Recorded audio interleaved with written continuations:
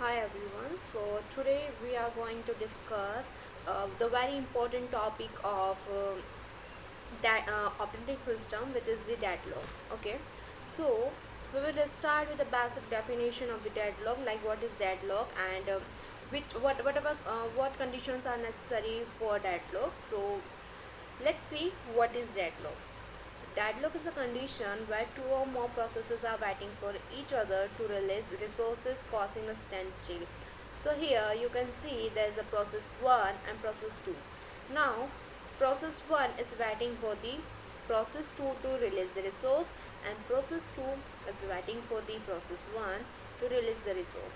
So basically it is creating and standstill for the whole process, for the whole program. Okay, so deadlock is a condition. So we understood that what is a deadlock, and it creates a conditions for the processes.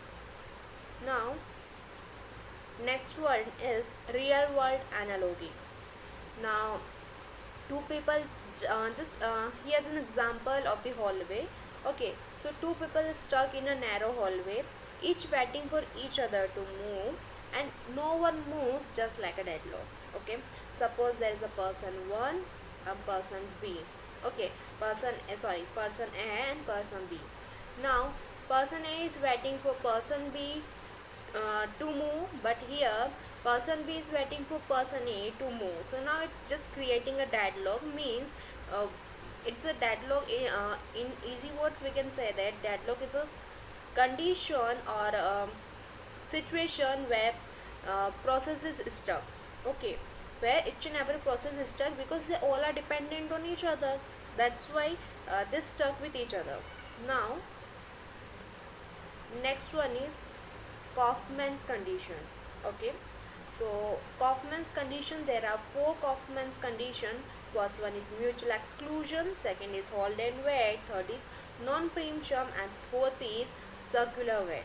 Okay, so when this all the so these all four conditions are necessary to create a deadlock. If any one of the occurs, suppose if mutual exclusion occurs and none of the other occurs, then there's a no deadlock. Okay, for deadlock it is necessary to occur all the four conditions in any process, then it is in any program, then it is known as the deadlock. Okay, so now what are the first take mutual exclusion.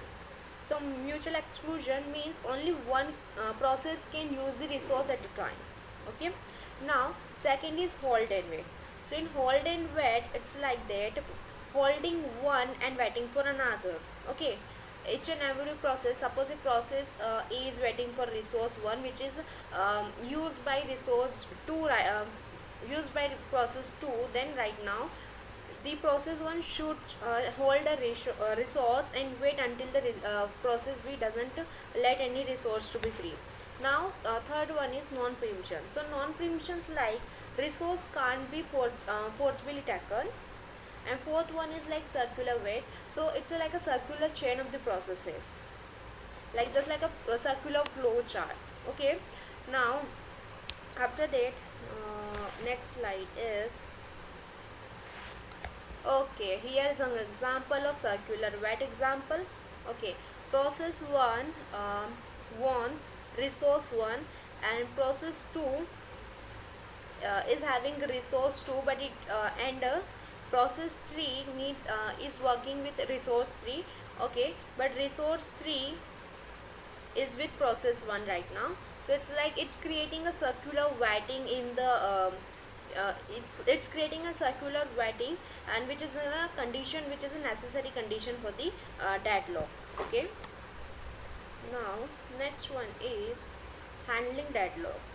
So there are some certain first steps that how one can like handle the deadlock. So first one is prevention, second is avoidance, that is the banker's algorithm, and third one is detection and recovery, and fourth is ignore. Okay, so now in prevention it's like they break one of the four conditions. Okay, break for any one of the four conditions. Which conditions? Kaufman's conditions, which we already read. Okay, now Avoidance, it's like the banker's algorithm, so you should apply banker's algorithm here.